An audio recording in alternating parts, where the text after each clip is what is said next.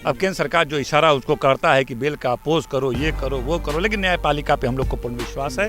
न्यायपालिका ने जब भी हमें हमारे नेता को हाजिर होने को कहा है, जब भी उपस्थित होने को कहा है, न्यायपालिका का हम लोग पालन करते रहे हैं। जिस तरह से राष्ट्रीय जनता दल महागठबंधन को समर्थन है, अगर तेजस्वी यादव के साथ इस तरह की व्यवहार जो भारतीय जनता पार्टी और एनडीए के विधायकगण इस तरह से करेंगे तो मुझे लगता है सदन चलाना इनको कठिनाई पैदा होगी। और आप ये समझिए कि सुशील मोदी जी राजनीतिक हाशिए पे चले गए, उनको उप मुख्यमंत्री से हटा दिया, पार्टी किसी मीटिंग में नहीं बुलाया जाता है। वो अपनी राज्यसभा उम्मीदवारी बढ़ाने के लिए जब भी उनको अपना टीआरपी बढ़ाना होता है, भाजपा में पूज बढ़ाना होता है, तो लालू यादव के बारे में कुछ न कुछ अनलगढ़ आरोप प्रत्यारोप लगाते रहते हैं।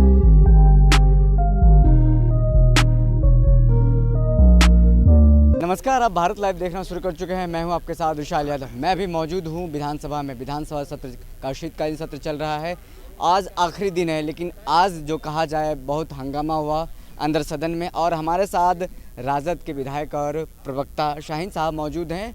उनसे हम बात करते हैं, जानेंगे क्या कुछ अंदर में चल रहा है, क्या कुछ हंगामा हुआ आज।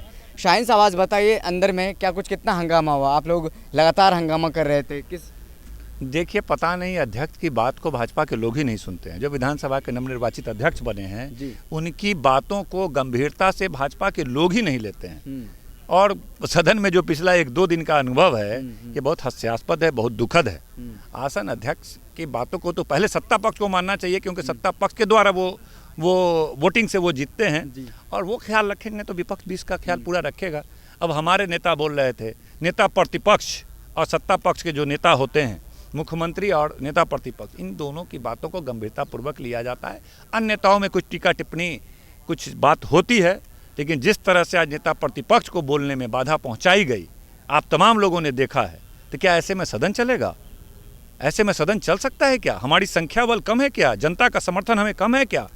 जिस तरह से राष्ट्रीय जनता दल महागठबंधन को समर्थन है, अगर तेजस्वी यादव के साथ इस तरह की व्यवहार जो भारतीय जनता पार्टी और एनडीए के विधायकगण इस तरह से करेंगे तो मुझे लगता है सदन चलाना इनको कठिनाई पैदा होगा। सरकार गठन होने के बाद हो या फिर विधानसभा चुनाव, अध्यक्ष का चुनाव हो, तमाम सत्ता पक्ष अभी घिरी है, विपक्ष लगातार उसको घेर रहा है। लेकिन कल से जो एक ऑडियो वायरल हो रहा है, कथित ऑडियो वायरल लालू प्रसाद यादव को, उसको लेकर कहीं ना कहीं विपक्ष अब बैकफुट पे आ गए हैं। बिल्कुल भी नहीं, बिल्कुल भी नहीं। ये फर्जी वीडियो है, सब लोग जानते हैं। और आप ये समझिए कि सुशील मोदी जी राजनीतिक हाशिए पे चले गए, उनको उप मुख्यमंत्री से हटा दिया, पार्टी किसी मीटिंग में नहीं बुलाया जाता है। वो अपनी राज्यसभा उम्मीदवारी बढ़ाने के लिए जब भी उनको अपना टीआरपी बढ़ाना होता है, भाजपा में पूज बढ़ाना होता है, तो लालू यादव के बारे में कुछ न कुछ अनलगढ़ आरोप प्रत्यारोप लगाते रहते हैं। उसी के कड़ी में ये एक बात है।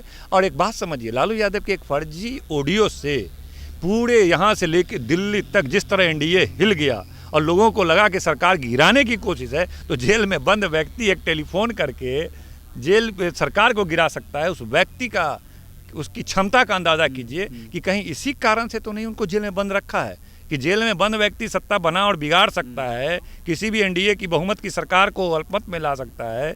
तो इसी क्षमता को देखते हुए कहीं एक षड्यंत्र के तहत उनको लंबे समय तक जेल में बंद तो नहीं कर रखा है। ये प्रश्न उठता है कि अब जब बाहर वो आ जाएंगे तब क्या परिदृश्य होगा। इसलिए ऐसे व्यक्ति को, जिसकी इतना प्रभाव हो, इतनी लोकप्रियता हो कि विपक्ष के, भाजपा के विधायक भी उनको चरण छूते हों, जदयू के भी तमाम लोग उनके चरण स्पर्श करते हों, इनको इतना आदर करते हों, इतना सम्मान करते हों, तो इसीलिए ये लोग घबराते हैं लालू प्रसाद की लोकप्रियता से।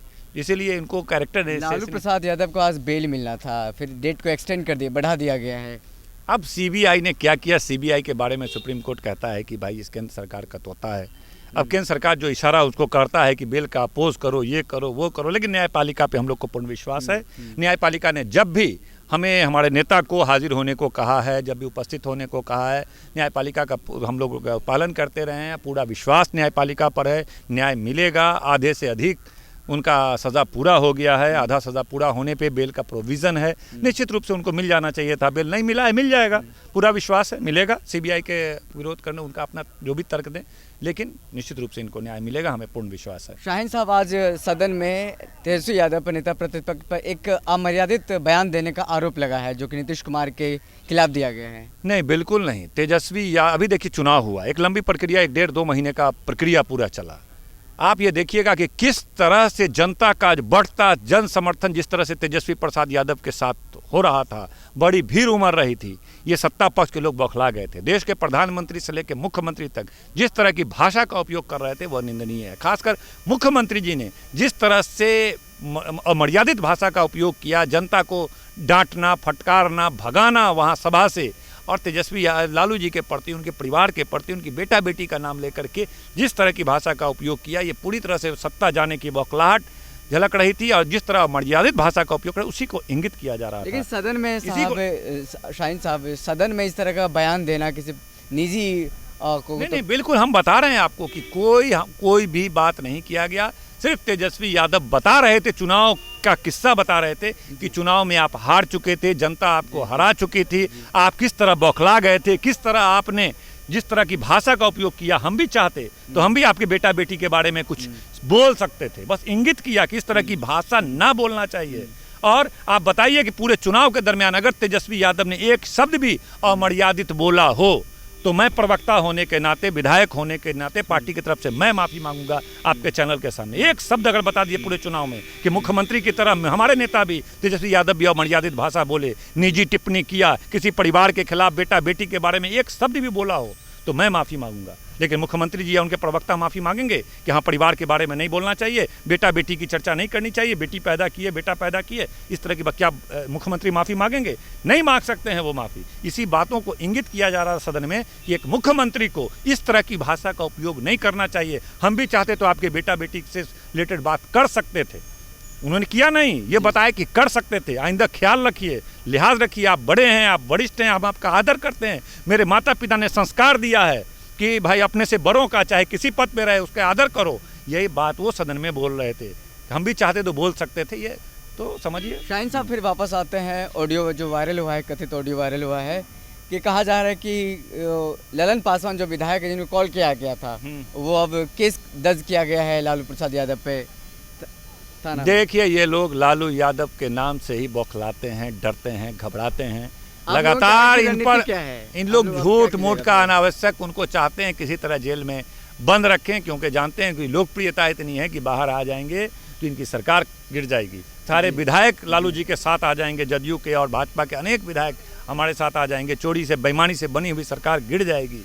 ठीक है, और जनता जानती है कि जनादेश तेजस्वी यादव के साथ है, जनता की लोकप्रियता तेजस्वी यादव के साथ, लालू यादव के साथ है, इसलिए वो नया नया केस बना के, नया नया आरोप लगा करके उनको डिटेन करना चाहते हैं। इससे कोई फर्क नहीं पड़ता है, न्यायपालिका सब देख रहा है और इंसाफ मिलेगा हमको, और जल्द हमारे नेता बाहर आएंगे। देखिए, अगली जो डेट मिली है उसमें इंसाफ मिल जाएगा निश्चित रूप से। न्यायपालिका बिल्कुल, सीबीआई कुछ उसमें अड़चन डालेगी, फिर नहीं, वो अपना अड़चन डालने का कोशिश करेगा, लेकिन न्यायपालिका पे पूरा विश्वास है। आज ही बेल मिल जाना था, नहीं मिला, डेट दिया गया, बेल जरूर मिलेगा, जरूर मिलेगा, पूरा विश्वास न्यायपालिका पर। चलो शाहीन साहब, बहुत बहुत धन्यवाद आपका। आपने देखा कि राजद प्रवक्ता और शाहीन साहब से हम बात कर रहे थे और उन्होंने तमाम बातों का जवाब दिया, खास करके जो सदन के अंदर अमर्यादित भाषा का इस्तेमाल किया गया था नेता प्रतिपक्ष तेजस्वी यादव के द्वारा, उनके द्वारा भी क्या कुछ कहा गया मैंने आपको बताया। और इससे पहले आपने देखा होगा उस बयान पे लेकर के कितना सदन में हंगामा हुआ था। तो आप देख रहे हैं भारत लाइव, मैं हूं आपके साथ विशाल यादव, धन्यवाद।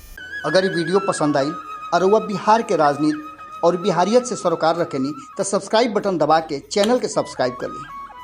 ओजे एगो घंटी बा, ओकरा बटन दबा देला से कुल सटीक और मारक खबर रुआ मुफ्त में मिल जाई।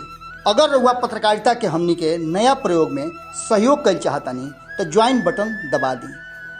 पेटीएम नंबर नोट कर ली 9386816700। धन्यवाद।